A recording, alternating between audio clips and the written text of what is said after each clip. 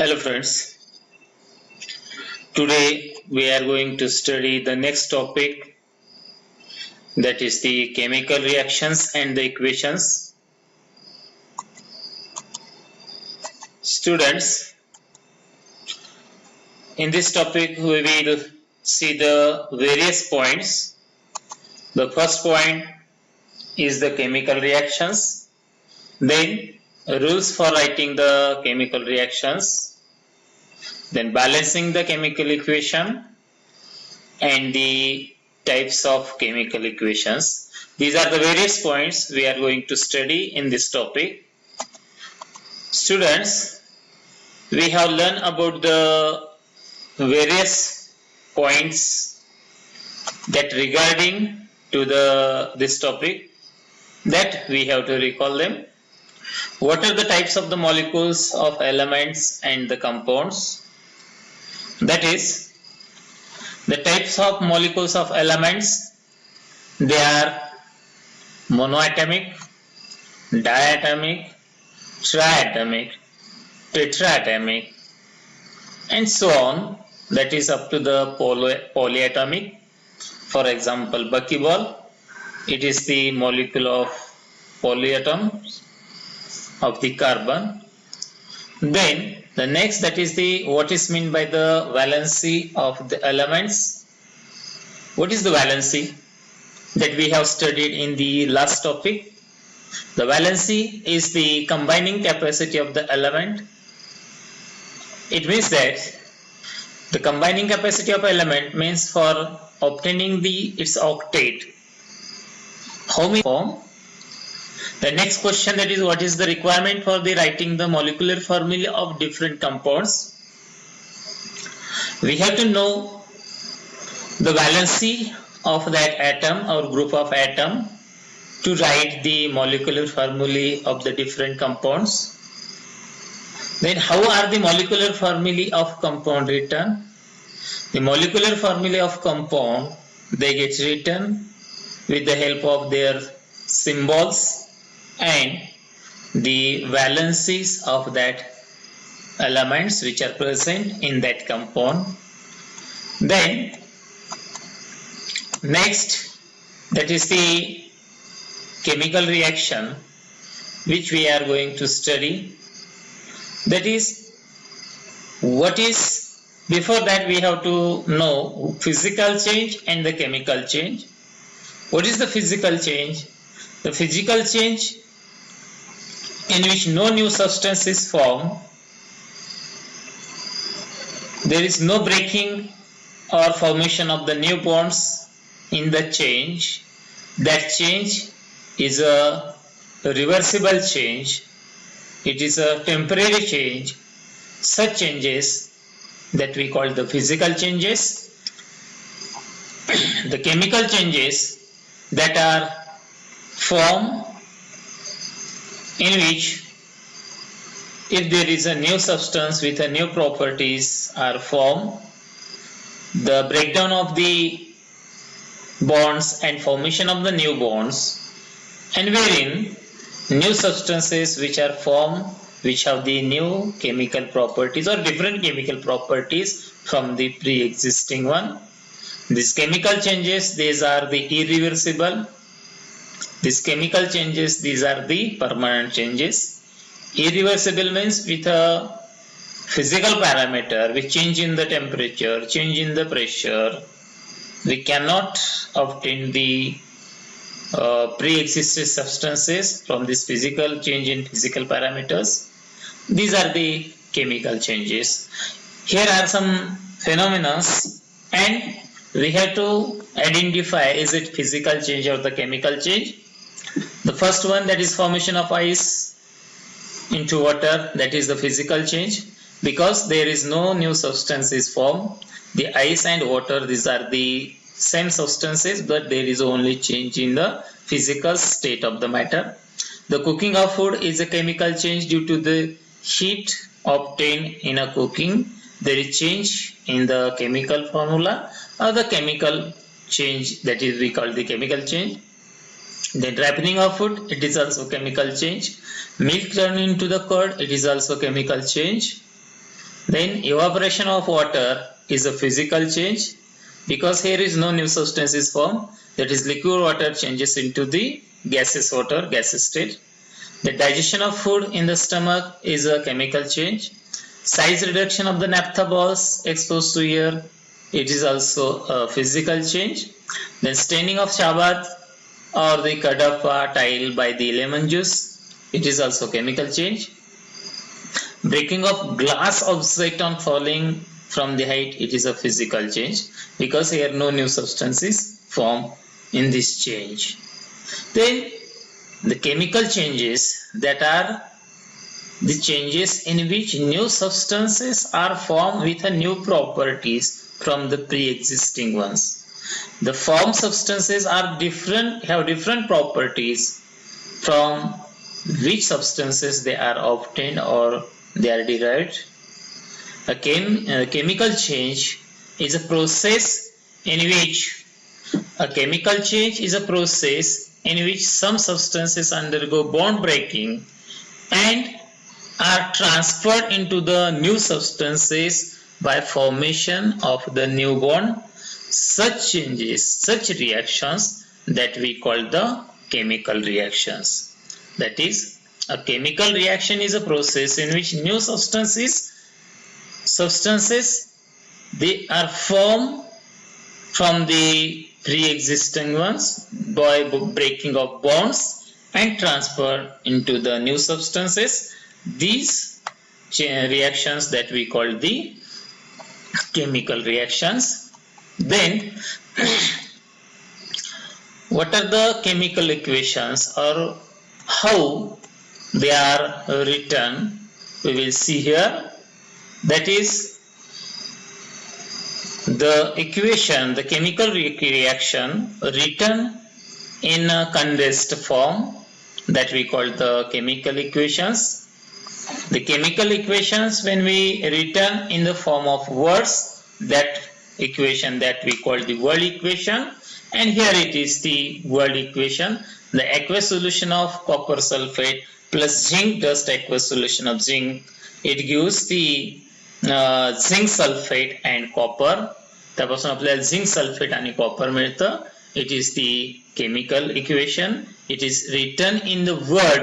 So a simple way of representing chemical reaction in word, that we call the word equation.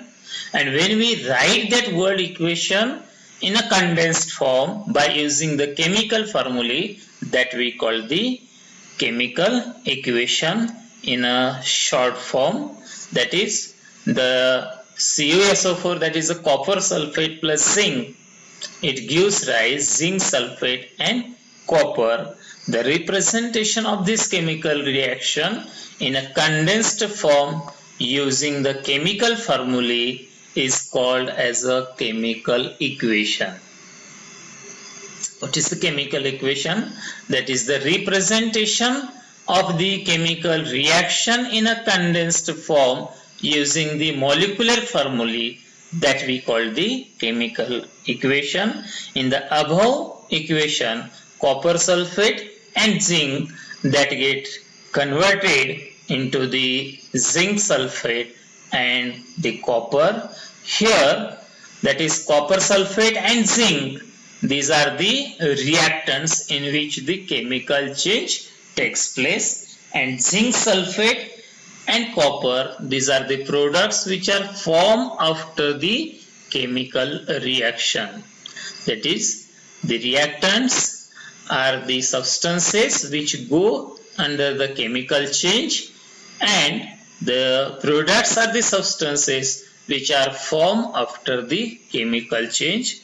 They react with each other, the reactants react with each other and form a new substances. Here in the equation, zinc sulfate and copper are the new substances formed from these copper sulfate and zinc, and therefore these are the products which are totally different, which have totally different properties than that of the reactants here.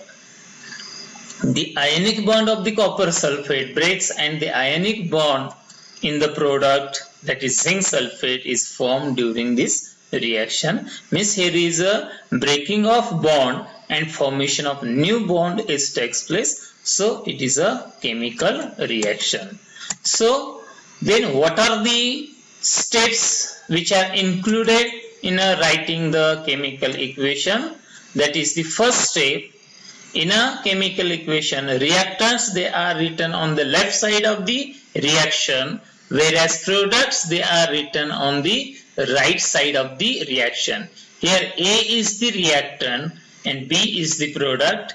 That reactants they are written on the left side of the reaction, whereas products they are written on the right side of the reaction, and there is an arrow that pointing from reactant towards the product. This arrow indicates the direction of the reaction. Next step, that is, if reactants and products are 2 or more than 2, then these reactants and products they are linked with a plus sign in between them. Here the reactants are 2, AB and CD. These are the reactants here. They are in a 2, they are shown, they link together with a plus sign, and the products here which are formed after the chemical reaction, these are also 2, so they are linked together by the plus sign. Then the third step to write the chemical equation is to make the chemical equation more informative. We have to write the physical state of the matter which are present in that reaction, that is the reactants and products. So their various states of the matter they are denoted by their first letter. If there are the gases, liquids, solids at the states of the matter, they are indicated by the gas state of matter is indicated by small g in a bracket, or the arrow which is upward directed arrow. It is shown. It shows the substance which is formed or have the gaseous state. If the substance is in liquid state, we write after the molecular formula small n in bracket. If it is solid state, we write in a small s in a bracket. Or if there is an insoluble solid present in the reaction after the reaction, that we call the precipitate is there, then it is shown as in a downward direction arrow. That is, then here is the equation which shows the various states of the matter. The copper sulfate is in a liquid form. It is dissolved in a liquid, so it is an aqueous state. AQ is aqueous. Aqueous means that substance dissolved in a water, that is the aqueous state. Then zinc is in a solid state, so we written as a small s after the zinc. Then form substance, that is here the form substance is the zinc sulfate, and here zinc sulfate is in aqueous state and copper is in a solid state. So we write these state of matter to make the more informative reaction. To make the reaction more informative, we have to write the state of the matter in this way. Then next step is when heat is given from outside to bring about the reaction. If that is the endothermic reaction, it requires heat to bring about that reaction. It is indicated by the sign delta, that is a triangle sign. It is indicated by the sign above the arrow which indicates the direction of the reaction. Here, that is the calcium carbonate. When we heated the calcium carbonate, it breaks down into the calcium oxide and carbon dioxide. Similarly with that, in fact, that heat is released in some reactions. These reactions that we call the exothermic reactions, in which their release of the heat during the reaction, then that is also shown by the heat. आपण product मध्ये ते हीटच्या रूपामध्ये ते आपण दर्शवतो, that is copper sulfate plus zinc. In this reaction, that is zinc sulfate, aqueous state, copper, and heat is obtained or evolved in this reaction. It is shown here. Then next step, if it is necessary to fulfill the certain conditions like specific temperature, specific pressure, catalyst is required for the reaction. For that, these conditions, they are also indicated below or above the arrow that indicating the direction of the reaction.